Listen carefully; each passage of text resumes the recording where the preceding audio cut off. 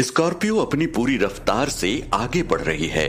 युग अवाक होकर पैसेंजर सीट पर बैठा हुआ है। उसके दिमाग ने काम करना बंद कर दिया है।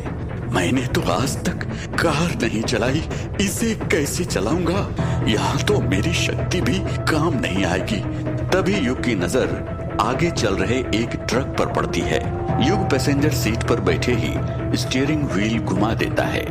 स्कॉर्पियो अपनी बाईं ओर मुड़ जाती है और ट्रक से टकराते टकराते बचती है। स्कॉर्पियो बैरिकेड को तोड़ते हुए एक अंडर कंस्ट्रक्शन ओवरब्रिज पर चढ़ जाती है। युग खौफ खाकर बोलता है, अरे ये ओवरब्रिज कहाँ से आ गया? युग कूदकर ड्राइवर की सीट पर बैठ जाता है और स्टीयरिंग व्हील को संभालने की कोशिश करता है। गाड़ी बेकाबू होकर इधर उधर डगमगाने लगती है और तेजी से आगे बढ़ती है। अपने पांव की ओर देखते हुए युग सोचता है, इसमें ब्रेक कौन सा है? इसमें ब्रेक कौन सा है? ये पहला वाला है क्या? युग एक्सीलरेटर दबा देता है। गाड़ी और तेजी से आगे बढ़ने लगती है। अरे नहीं, गाड़ी तो और तेज हो गई। तभी अपने आगे का दृश्य देखकर युग की धड़कन कुछ सेकेंड्स के लिए रुक जाती है। अरे ये क्या, ओवरब्रिज तो आधे में ही खत्म हो गया है। अब मैं क्या करूं? स्कॉर्पियो डगमगा कर एक और बैरिकेड तोड़ डालती है और तीव्र गति से आगे बढ़ने लगती है। युग एक्सीलरेटर के बगल में दो और लीवर देखकर सोचने लगता है, इन दोनों में से ब्रेक कौन सा है? बीच वाला या बाएं वाला? कैसे पता करूं? स्कॉर्पियो उस अधूरे ब्रिज के किनारे से अब बस कुछ ही दूर है और तेजी से आगे बढ़ रही है। कुछ ही क्षण में गाड़ी समेत सभी 60 फीट नीचे गिर जाएंगे। युग जय हनुमान बोलकर बीच वाले लीवर पर पैर रख देता है। ब्रेक पर पैर पड़ते ही स्कॉर्पियो धीमी होने लगती है और अधूरे ब्रिज के एकदम किनारे पर जाकर रुक जाती है। इससे पहले कि युग राहत की सांस ले पाता, स्कॉर्पियो को पीछे से एक जोर का धक्का लगता है। युग पीछे देखकर चीख पड़ता है, अरे नहीं!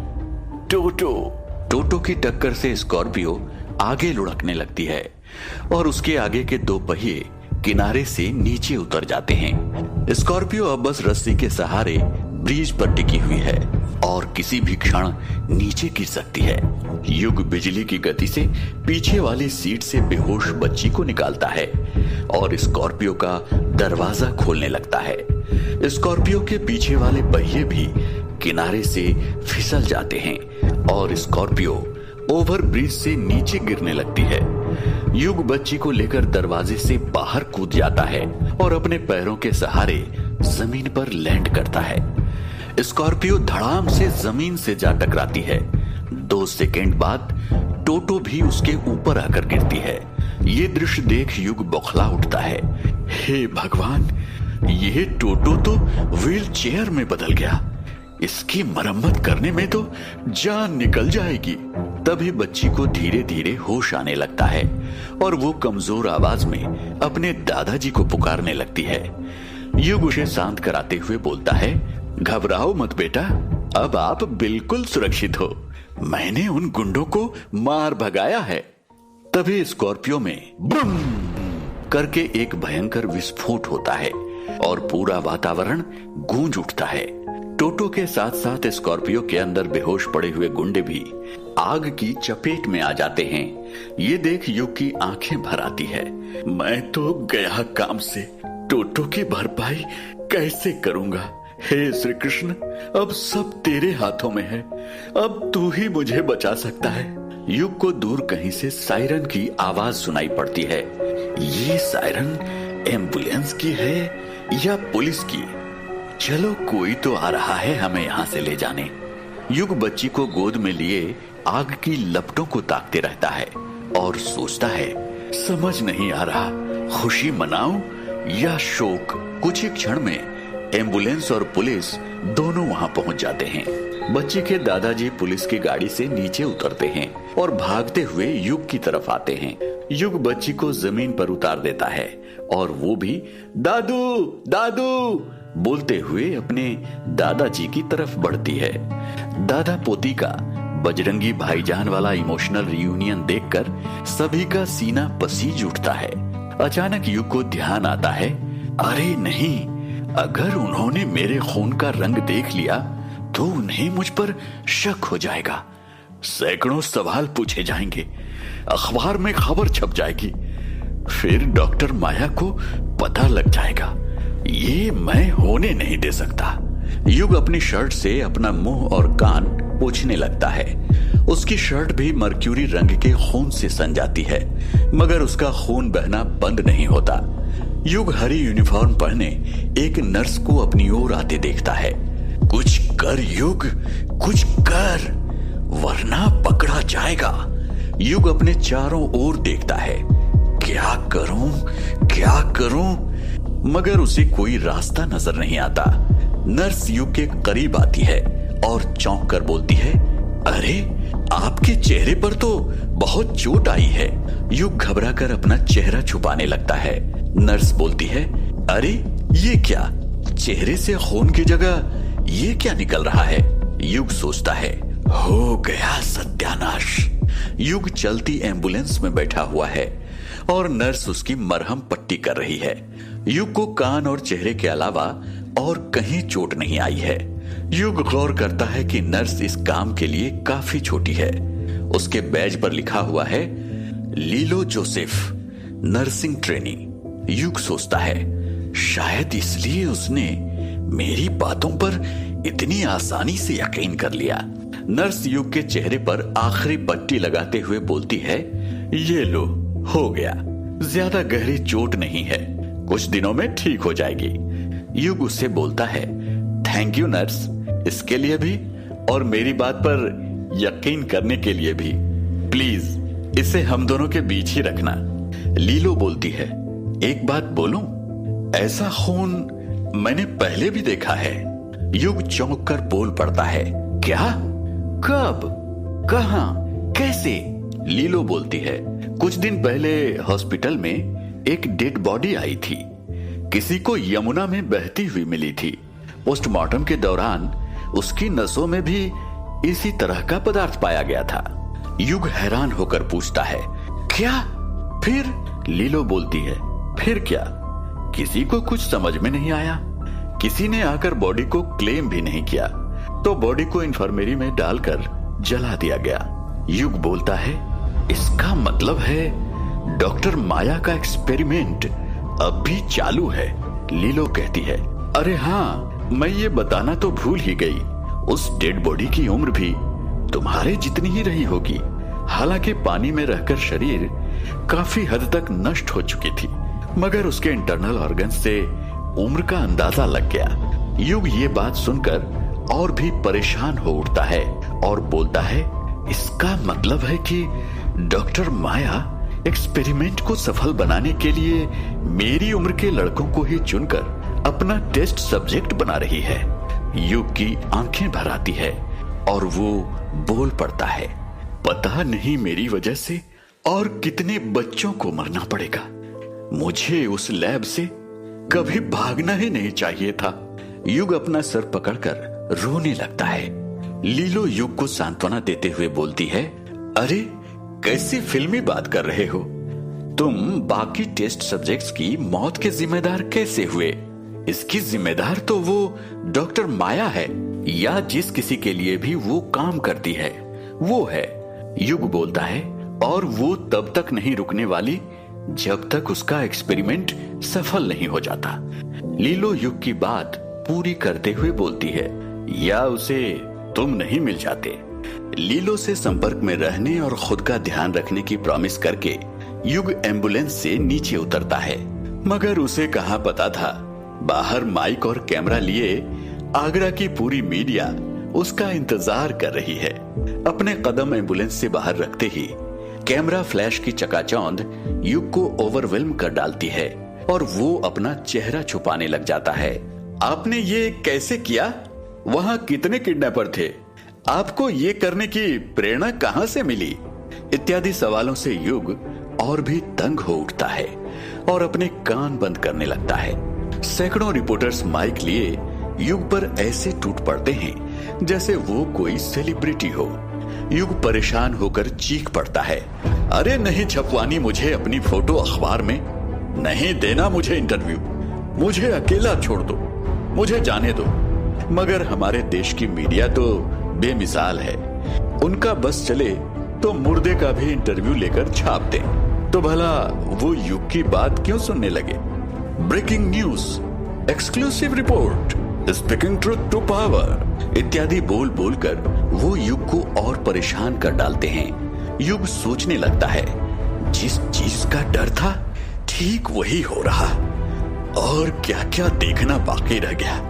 कौन लिख रहा है मेरे जीवन की पटकथा, चैन से सांस लेने तक की फुर्सत भी कभी क्यों नहीं देता मुझे। ठीक तभी पुलिस वहां पहुंच जाती है और युग को उस हंगामे से निकालकर अपने साथ ले जाती है। युग को पुलिस स्टेशन जाकर बयान देना पड़ता है और पूरी घटना का विस्तार से वर्णन करना पड़ता है, मगर युग उतना ही बताता है जिससे उसकी सीक्रेट सुरक्षित रहे। युग इंस्पेक्टर से पूछता है, सर तीसरे किडनैपर का क्या हुआ? इंस्पेक्टर चौंक कर पूछता है, तीसरा किडनैपर? युग बोलता है, हाँ सर, स्कॉर्पियो में तीसरा किडनैपर भी था जो गाड़ी चला रहा था। गाड़ी के ब्रिज से गिरने से पहले ही वो गाड़ी से कूद गया था। इंस्पेक्टर बोलता है, हमें हाईवे पर ऐसा कोई आदमी नहीं दिखा, जरूर ही वो फरार हो गया होगा। तुम चिंता मत करो, हम उसे पकड़ने के लिए अलर्ट जारी कर देंगे, तुम बस उसका हुलिया बता दो।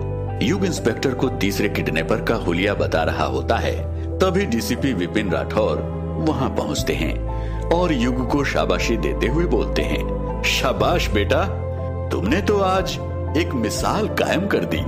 आज तुम्हारी वजह से एक छोटी सी बच्ची और न जाने कितनों की जान बच गई। शाम होने को आई है। युग के माँ बाबा वृंदावन से लौट चुके हैं और घर के बाहर खड़े अपने बेटे का इंतजार कर रहे हैं। पैंथर भाई और उनकी टोली ढाबे के बाहर बेसब्री से शेफ का इंतजार कर रही है। युग के बाबा चीख कर बोलते हैं, कहाँ रह गया ये लड़का? कहा था आज सब्जी मंडी जाकर खरीदारी करने को, अभी तक ना सामान आया है ना वो लड़का। आने दो उसे, खबर लेता हूँ उसकी। कुसुम युग के बाबा को शांत कराते हुए बोलती है, आप अपनी औलाद को नहीं पहचान पाए, जरूर ही कोई समस्या हुई होगी। ठीक तभी दूर कहीं से पुलिस की सायरन सुनाई पड़ती है। धीरे धीरे ये सायरन और ऊंची होने लगती है, जैसे कि पुलिस का एक बड़ा दस्ता उन्हीं की दिशा में बढ़ रहा हो। देखते ही देखते सायरन से पूरा वातावरण गूंज उठता है। ये सुन पूरा मोहल्ला घर से बाहर निकल आता है और आपस में पूछताछ करने लगता है। अकल ठिकाने आते ही पैंथर भाई और उनकी टोली ढाबे से ऐसे गायब होती हैं जैसे शादी में दावत के बाद मेहमान। सच में ही पुलिस का एक बड़ा सा दस्ता हाजपुरा बस्ती की उस गुमनाम गली में प्रवेश करता है और सीधे यादव परिवार के घर के सामने आकर रुकता है। पूरा मोहल्ला दंग होकर ये दृश्य देख रहा है। पुलिस गाड़ी की लाल नीली लाइट से पूरा मोहल्ला जगमगा उठा है। सभी उतने ही अचंभित हैं जितने युग के माँ बाबा। मोहल्ले की फुसफुसाहट सायरन की आवाज के तले दब गई है। वहां 4 पुलिस जीप खड़ी है और उनके बीच है बोलेरो। सभी पुलिस वाले एक साथ जीप से बाहर निकलते हैं और सावधान होकर खड़े हो जाते हैं। फिर बोलेरो के दोनों दरवाजे खुलते हैं। एक तरफ से निकलते हैं डीसीपी विपिन राठौर और दूसरी तरफ से निकलता है अपना युग। आगे की कहानी जानने के लिए सुनते रहिए मैं बनूंगा सुपर हीरो, सिर्फ पॉकेट एफएम पर।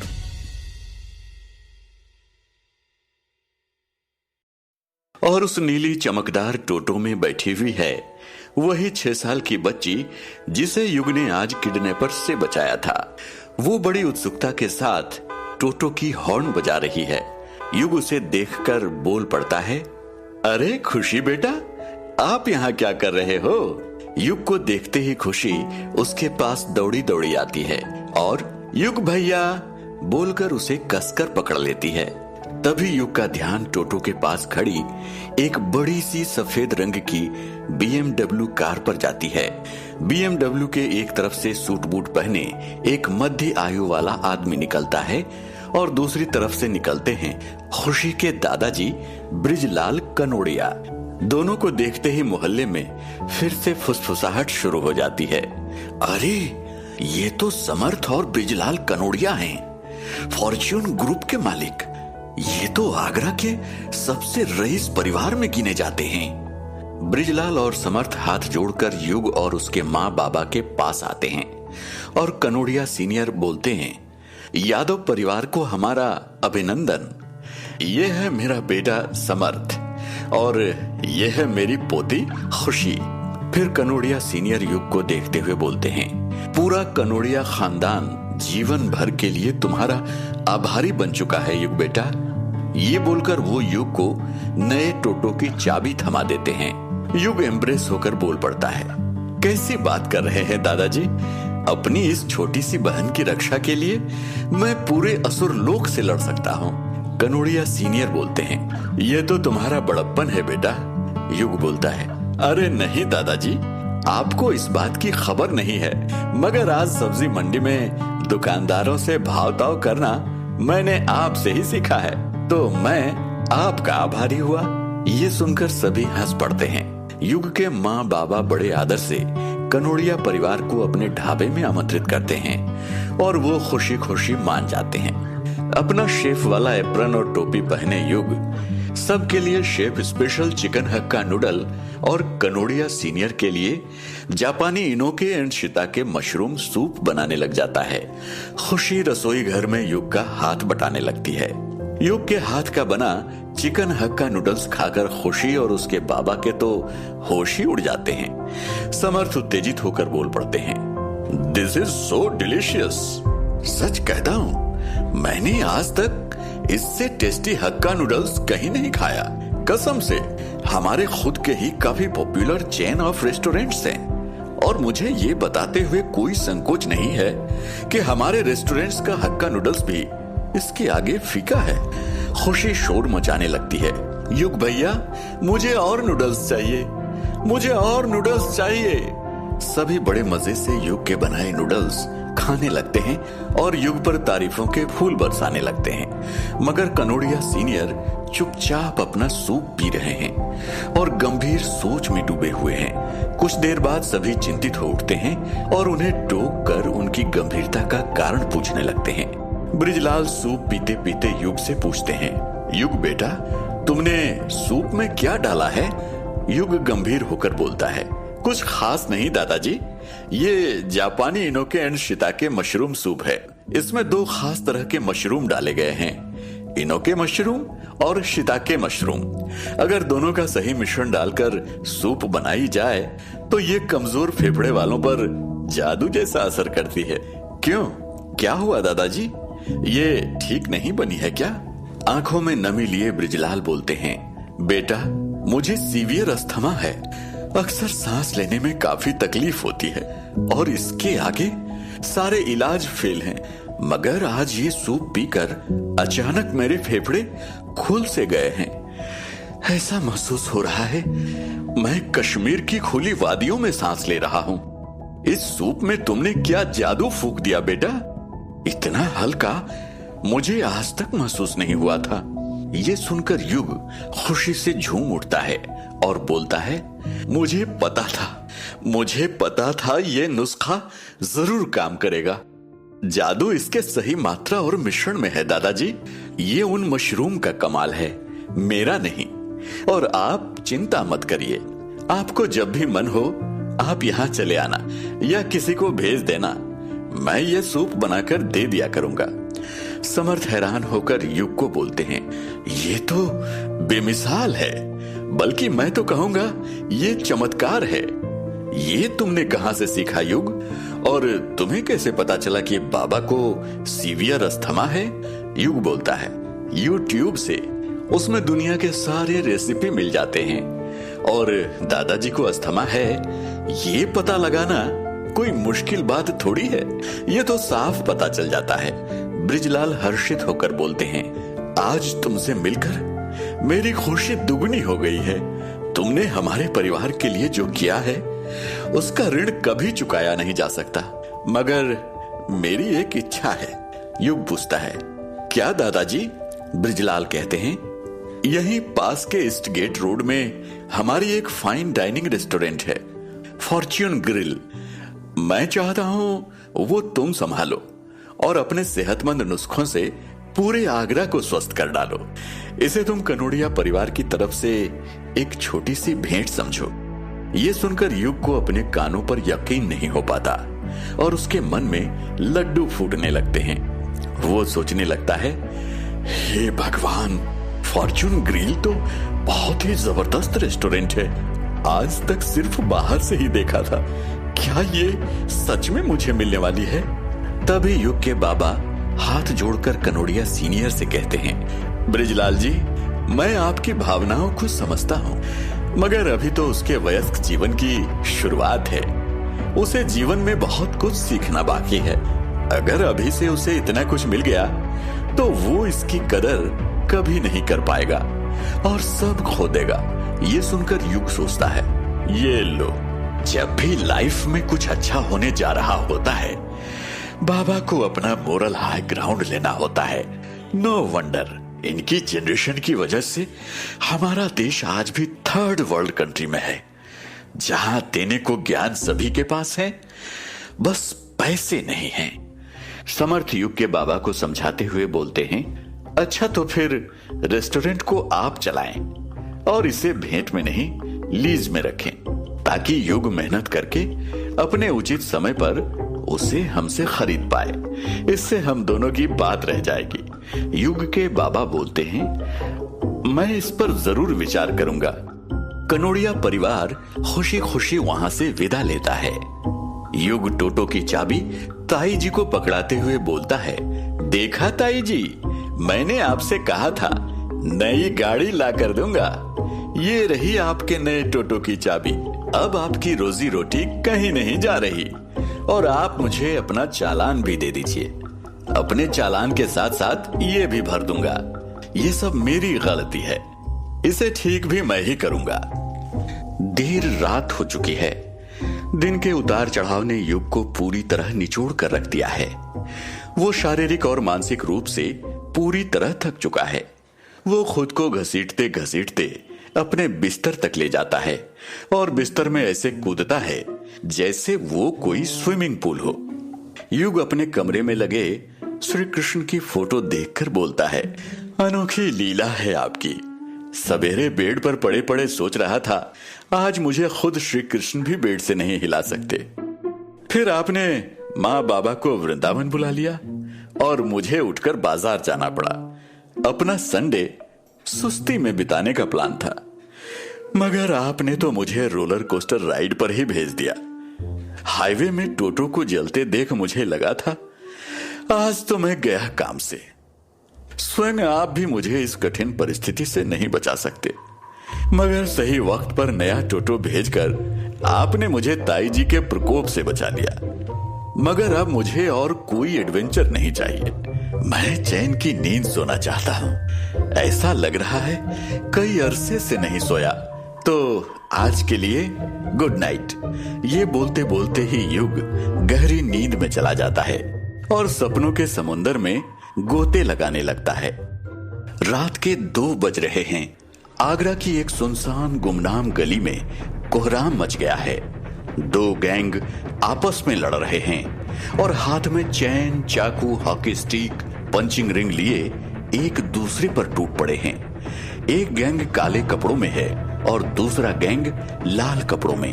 काले कपड़ों वाला गैंग है कोबरा गैंग और उसका बॉस है कोबरा भाई। लाल कपड़ों वाला गैंग है स्कॉर्पियन गैंग और उसका बॉस है बिच्छू भाई। दोनों गैंग के बीच का ये खूनी संग्राम देखकर ऐसा लग रहा है मानो दोनों आज मारने या मरने के मूड में हैं।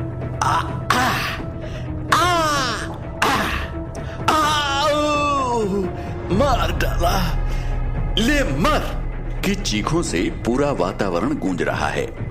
खून के छींटों से नीली दीवार पर लाल ग्रेफिटी बन गई है बिच्छू भाई कोबरा भाई से लड़ते हुए बोलता है, ये इलाका हमारा है, यहाँ धंधा हम करेंगे।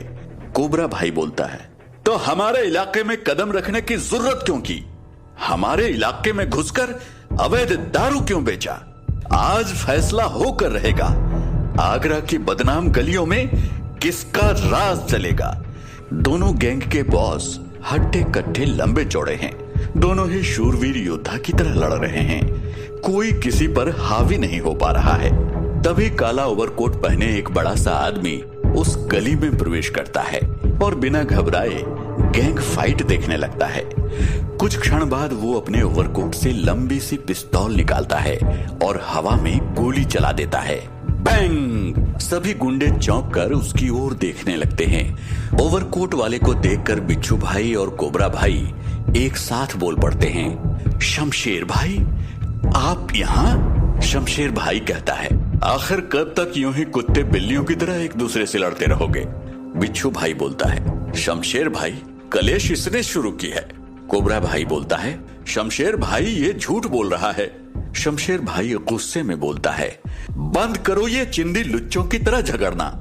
यहाँ मैं पूरे प्रदेश पर राज करने की प्लानिंग कर रहा हूँ और तुम लोग एक मोहल्ले को लेकर लड़ रहे हो। डूब मरो शर्म से। क्या ये दिन दिखाने के लिए मेरी गैंग से अलग होकर खुद का गैंग शुरू किया था?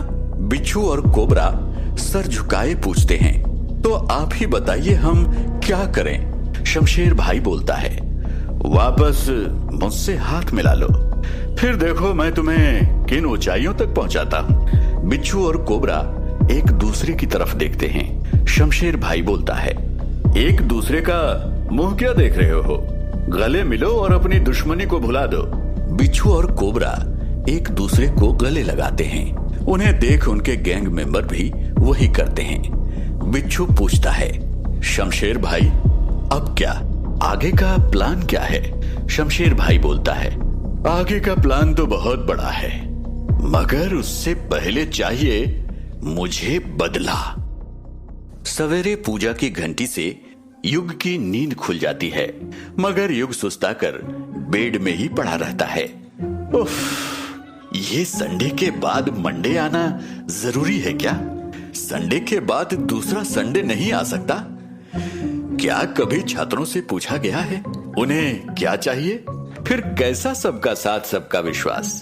तभी युग की माँ जाप करते करते कमरे में आती हैं और श्री कृष्ण के फोटो के नीचे अगरबत्ती लगाकर वापस चली जाती हैं। युग सोचता है, अरे इन्हें क्या हुआ? ना मुझे डांट कर उठा रही हैं, ना स्कूल जाने बोल रही हैं। मैं सपना तो नहीं देख रहा।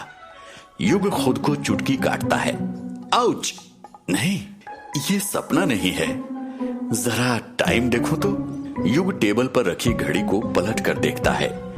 हे भगवान, 8:30 बज गए और किसी ने मुझे नहीं उठाया। ये चमत्कार कैसे हुआ? तभी युग के दिमाग में कुछ खटकने लगता है।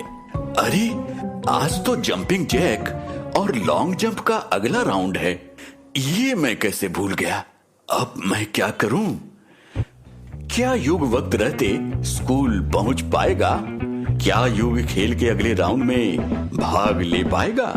आगे की कहानी जानने के लिए सुनते रहिए। मैं बनूंगा सुपर हीरो, सिर्फ पॉकेट एफएम पर।